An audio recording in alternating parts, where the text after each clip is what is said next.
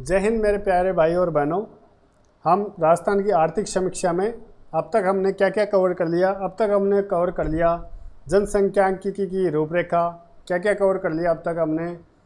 पहला है आपका टॉपिक जनसंख्यांकिकी की रूपरेखा। कौन सा है पहला टॉपिक?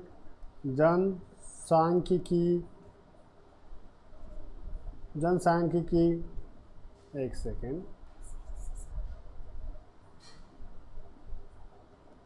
जनसांख्यिकी की रूपरेखा। उसके बाद हमने कवर किया था राज्य की अर्थव्यवस्था। राज्य की अर्थव्यवस्था में राजस्थान का क्या स्टेटस है। उसके बाद हमने कवर किया था आपका थोक और उपभोक्ता मूल्य सूचकांक। थोक एवं उपभोक्ता मूल्य सूचकांक कवर कर लिया था। उसके बाद हमने कवर किया था बैंकिंग एवं फाइनेंस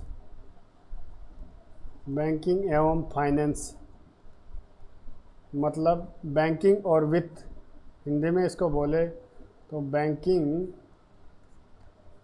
और वित्त में राजस्थान की क्या स्थिति, वो कवर कर लिया था। तो आज टॉपिक के बाद नेक्स्ट टॉपिक है कृषि एवं संबद्ध सेवाएं तथा सिंचाई में राजस्थान का क्या स्थिति है, कितनी प्रगति की है राजस्थान ने। तो वो सारी चीज़ें आज हम कवर करेंगे। तो चलिए चलते हैं इस वीडियो के साथ। आज का टॉपिक है अपना मार्क कर लीजिए, कृषि एवं संबद्ध सेवाएं और कृषि एवं संबद्ध सेवाएं। और दूसरा है अपना सिंचाई। क्या है दूसरा? सिंचाई। तो ये आज हम पढ़ने जा रहे हैं। तो सबसे पहले बात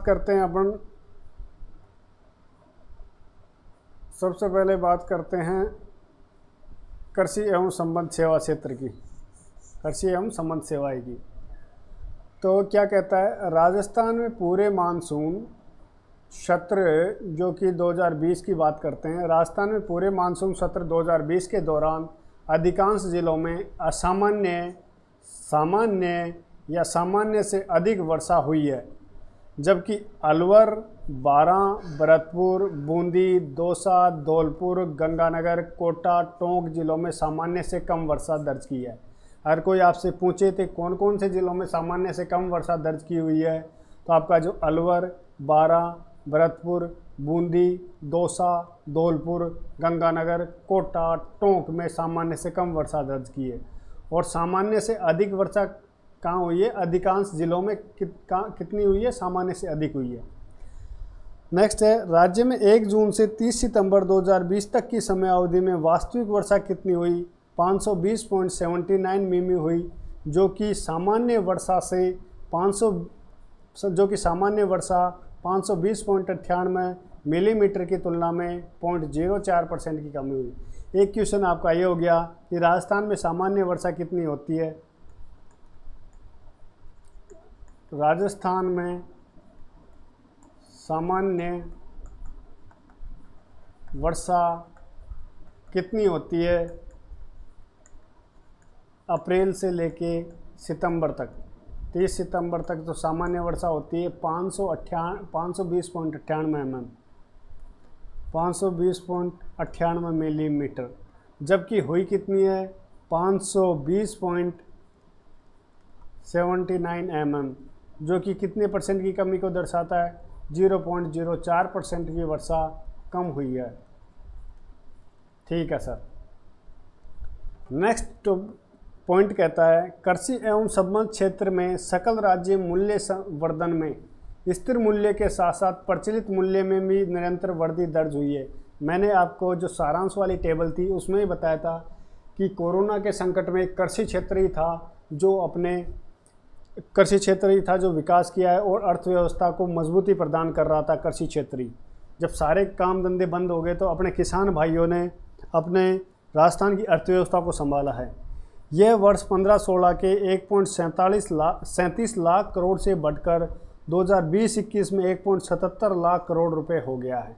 मूल्य संवर्धन की बात करें तो 1.77 लाख करोड़ हो गया है, जो कि 5.26% की कंपाउंड एनुअल ग्रोथ रेट को दर्शाता है। जबकि प्रचलित मूल्यों पर बात किया जाए तो ये 15-16 में कितना था, 1.68 लाख करोड़ से बढ़कर 20-21 में 2.68 लाख करोड़ रुपए हो गया है। तो ये इसमें अगर प्रचलित मुद्दों की बात किया जाए तो 9.81% की कंपाउंड एनुअल ग्रोथ रेट को प्राप्त किया है। सर इसमें वर्ड यूज़ हुआ है CAGR। सर क्या होता है CAGR? CAGR compound annual growth rate. तो इसका क्या मतलब होता है? Year two year, year two year, year two year जो ग्रोथ होती है, जो ग्रोथ होती है उसे कहते हैं CAGR, compound annual general growth rate. मतलब क्या होता है? जैसे अपना कंपाउंड का मतलब होता है चक्रवृद्धि। जैसे चक्रवृद्धि ब्याज की गणना की जाती है ना कि ब्याज में ब्याज लगता है, उसी प्रकार ईयर टू ईयर इसमें कैलकुलेशन की जाती है और उसकी रेट निकाली जाती है, उसे कहते हैं CAGR, compound annual general growth rate. तो अपनी स्थिर कीमतों पर कितनी थी? स्थिर कीमतों की बात की जाए तो कृषि एवं क्षेत्र में 5.26% की CAGR हुई है। और अगर प्रचलित मूल्यों पर बात किया जाए, प्रचलित मूल्यों पर बात किया जाए तो 9 पॉइंट कितनी है आपको देख के बताए, 9.81% की वृद्धि दर्ज की है। 19.81% की वृद्धि दर्ज की है राजस्थान ने कृषि एवं संबद्ध क्षेत्र में। ठीक है सर। नेक्स्ट पॉइंट क्या कहता है? नेक्स्ट पॉइंट आपका कहता है कि प्रारंभिक पूर्वानुमान के अनुसार, अगर प्रारंभिक पूर्वानुमान की बात किया जाए तो राज्य में 20-21 में खाद्यान्न का कुल उत्पादन 271.33 लाख मैट्रिक टन होने की संभावना है। क्योंकि इस जो डेटा है आर्थिक समीक्षा में, उसमें मैं दिसंबर के बाद जनवरी, फरवरी और मार्च का डेटा नहीं लिया है। तो कुल कितना उत्पादन होने की संभावना है? 271.33 लाख मैट्रिक टन होने की संभावना है, जो कि पिछले वर्ष के 265.81 लाख मैट्रिक टन की तुलना में 2.08% से की अधिक है। कितना है? 2.08% अधिक है पिछले साल का। पिछले साल कितना था उत्पादन? 265.81 मैट्रिक टन, जो कि बढ़ के कितना हो गया? 271.37 लाख मैट्रिक टन। कितने परसेंट की वृद्धि हुई? 2.08% की वृद्धि हुई है। ठीक है सर। नेक्स्ट अपना पॉइंट क्या कहता है? कृषि एवं संबद्ध क्षेत्र में प्रमुख फसलों की उत्पादकता बढ़ाने के लिए कृषि विभाग कठिन प्रयास कर रहा है, जो कि हम देखते हैं कि गाँव में बहुत सी सब्सिडीज़ आपको ड्रिप फव्वारा सिंचाई, जो सोलर है उसमें भी सब्सिडी दे रही है राज्य सरकार। बागवानी के लिए प्रोत्साहन कर रही है। तो ये बहुत सारी सरकार ने योजनाएं चला रखी है। तो प्रमुख फसलों की उत्पादकता के लिए कृषि विभाग कठिन प्रयास कर रहा है। राज्य सरकार के सतत प्रयासों से, सतत का मतलब है कंटिन्यू प्रयासों से, एवं केंद्र सरकार की वित्तीय सहायता से राज्य ने कृषि उत्पादकता में नए आयाम स्थापित किए हैं। बिल्कुल साहब, आप नए आयाम स्थापित किए हो, तभी तो 2.08% की आपने ग्रोथ दर्ज की है। वर्ष 1997-98 से 2001-2 की बात की जाए तो औसत उत्पादकता की तुलना में वर्ष 2019-20 में अनाज की उत्पादकता में 89.66%, दलहन में 50.21%, अनाज की उत्पादकता में 89.66% तथा दलहन की उत्पादकता में 50.21% और तिलहन की उत्पादकता में 44.80% की ग्रोथ दर्ज की है। कपास अर्थात रुई की बात की जाए तो वर्ष 97-98 से 2001-2 का जो औसत उत्पादन है, 97-98 से 2001-2002 का औसत उत्पादन 337 किलोग्राम प्रति हेक्टेयर से बढ़ के 626 किलोग्राम प्रति हेक्टेयर हो गया है। कौन से सन में हो गया है? 19-20 में। लगभग दोगुना हो गया है, जो कि 85.76% की वृद्धि को दर्शाता है। सर ये पॉइंट क्या कह रहा है कि अगर बात करें 1997-98 की, एक मिनट इसको थोड़ा सा इधर लिखते हैं अपन। अगर बात करते हैं 1997-98 की और बात करते हैं अपनी 2019 और 20 की, 2019-20 की बात करें तो अब मैं बात करता हूं आपका जो अनाज की उत्पादकता। पहला है अनाज की उत्पादकता। अनाज की उत्पादकता 97-98 में औसत कितनी थी? औसत की तुलना में कितने परसेंट की वृद्धि दर्ज की है? 89.66% की वृद्धि दर्ज की है इस साल से। मतलब अगर 1 लाख मेट्रिक टन था तो इधर हो गया 89.66% की वृद्धि दर्ज हुई। वहीं अनाज की उत्पादकता की ये बात हो गई। और अगर बात करें अपन दलहन की बात करें,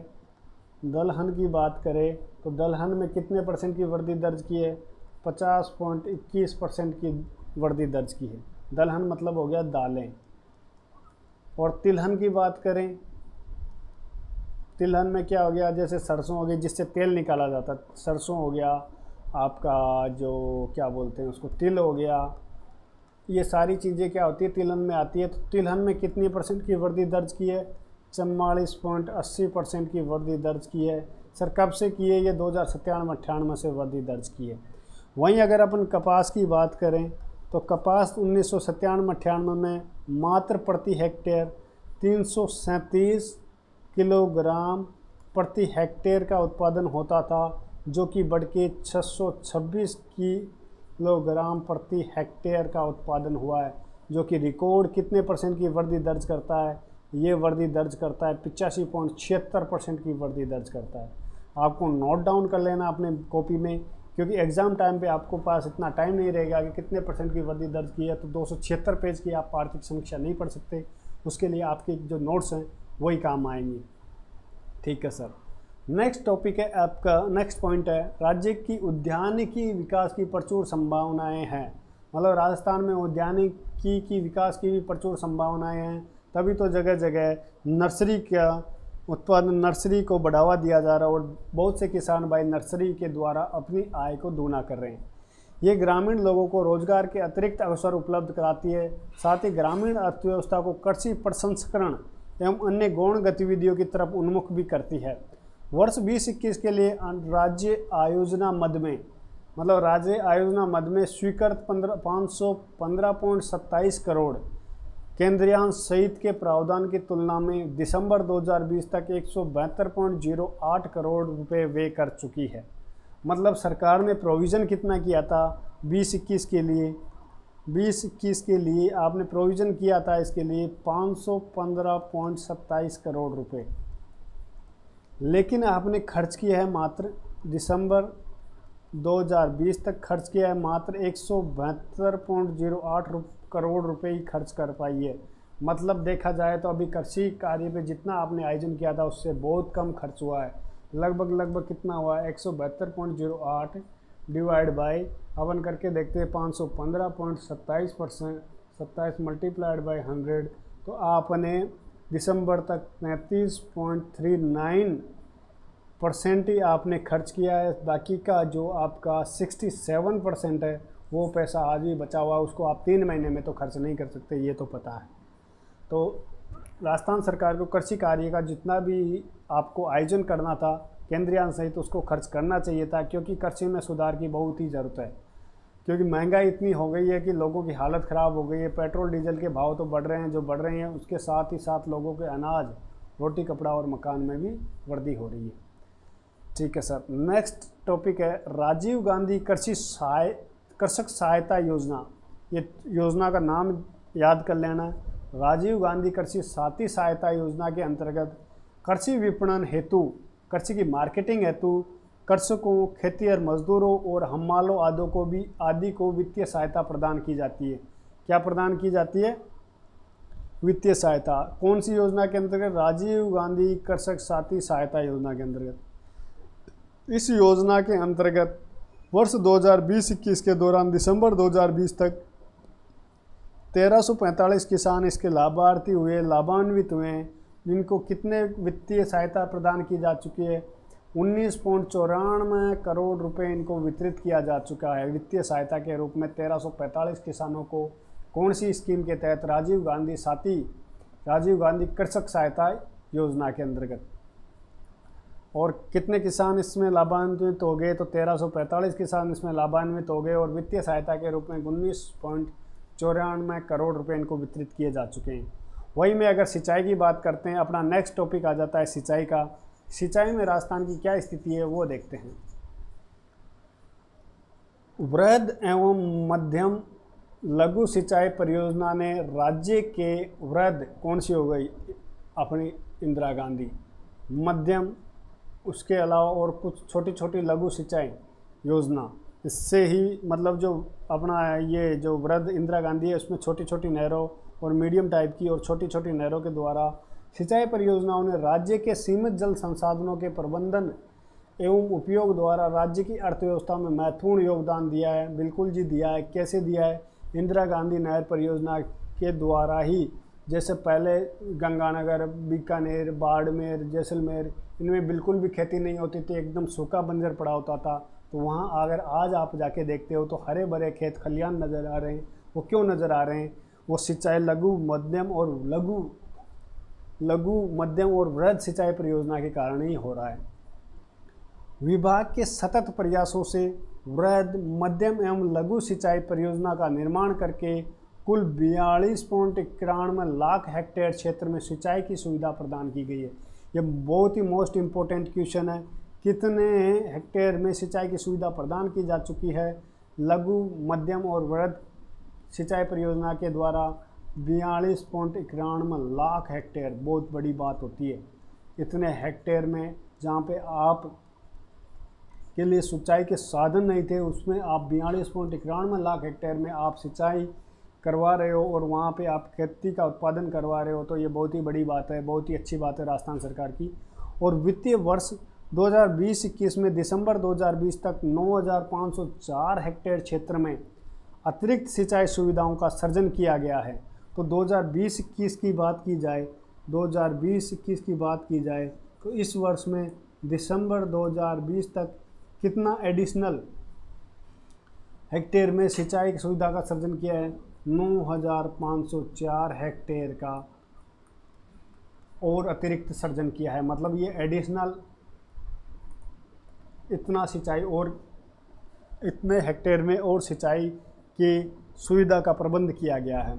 ये बहुत ही अच्छी बात है। 9,504 हेक्टेयर बहुत बड़ी चीज़ होती है और उसका सिंचाई का सृजन करना। और मैं चाहता हूँ कि राजस्थान सरकार इस क्षेत्र में और तरक्की करे और प्रगति करे। जो अपना राजस्थान जहाँ पे मरुस्थलीकरण है वो पूरा राजस्थान एकदम हरा भरा नजर आए। नेक्स्ट पॉइंट है 27 जिलों में 4.70 लाख हेक्टेयर खेती योग्य कमांड क्षेत्र का उपचार करने के लिए 137 सिंचाई परियोजना के पुनर्वास एवं नवीनीकरण के लिए Japan international corporation agency JICA से ऋण सहायता प्राप्त करने के लिए राजस्थान जल क्षेत्र आजीविका सुधार परियोजना को मंजूरी दी गई है। सर क्या किया गया है? 37 जिलों में, कितने जिलों में? 27 जिलों में। 27 जिलों में क्या करोगे आप? खेती योग्य कमांड क्षेत्र का उपयोग, खेती योग्य कमांड क्षेत्र मतलब उस ज़मीन को क्या करना है? खेती योग्य बनाना है। कमांड क्षेत्र हैं 27 जिलों के, जो वो खेती योग्य कमांड क्षेत्र हैं वो डेवलप करना है। 100 इसके तहत क्या करोगे? 137 सिंचाई परियोजनाएं लागू की गई है। 137 सिंचाई परियोजनाएं, इनका क्या करना है?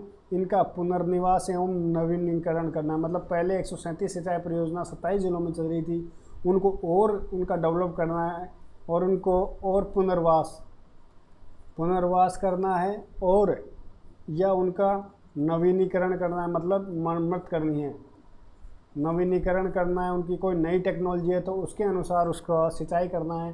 के लिए राजस्थान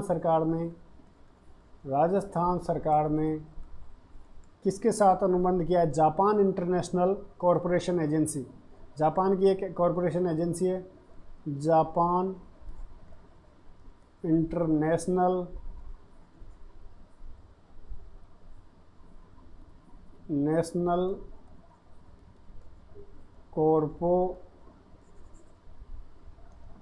कॉरपोरेशन, कौन सी? इंटरनेशनल कॉरपोरेशन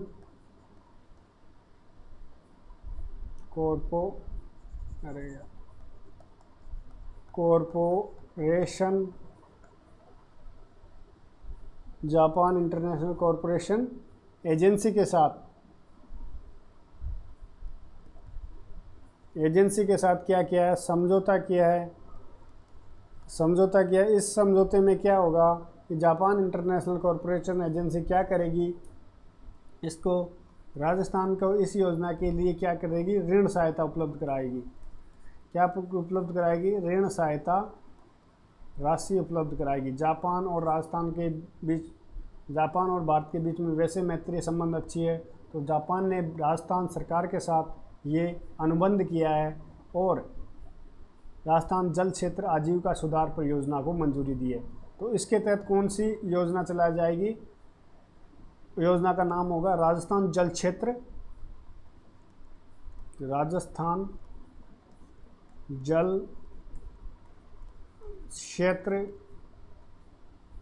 आजीविका मिशन योजना, आजीविका सुधार योजना। ये जो जापान और राजस्थान सरकार मिलके कौन सी योजना चलाएंगी? राजस्थान जल क्षेत्र आजीविका सुधार योजना। और ये ऋण सहायता राशि उपलब्ध कराएगी कौन? Japan international corporation agency. और इस परियोजना की अवधि कितने साल की रहने वाली? इस परियोजना की अवधि कितने साल के लिए है? ये परियोजना 8 साल तक के चलेगी। 8 साल तक की ये परियोजना है। और परियोजना की अनुमानित लागत कितनी मानी गई है? 2348.87 करोड़ रुपए, लगभग 35,468 मिलियन येन की फाइनेंस कौन प्रोवाइड कराएगा? Japan international corporation agency provide कराएगा। आपके लिए बहुत ही इंपॉर्टेंट क्वेश्चन है, कितने करोड़ की सहायता राशि? और ये जो परियोजना है, कौन सी परियोजना? राजस्थान जल क्षेत्र आजीविका सुधार परियोजना के लिए कितनी अनुमानित लागत राशि अनुमानित की गई है? तो 2348.87 करोड़ रुपए, जिसमें से अगर इनको जापानी मुद्रा में बात किया जाए तो 35,468 मिलियन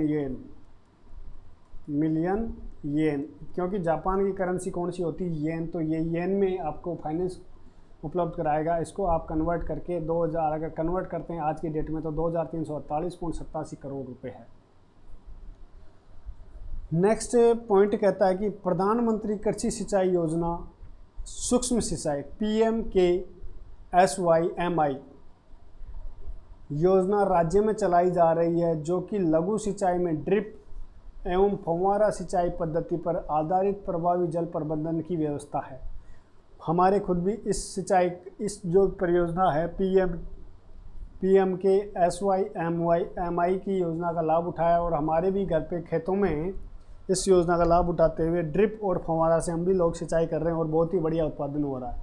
इस योजना का फंडिंग पैटर्न इस प्रकार है कि केंद्र सरकार आपको 60% की सब्सिडी देगा और राज्य सरकार आपको 40% की सब्सिडी देगा।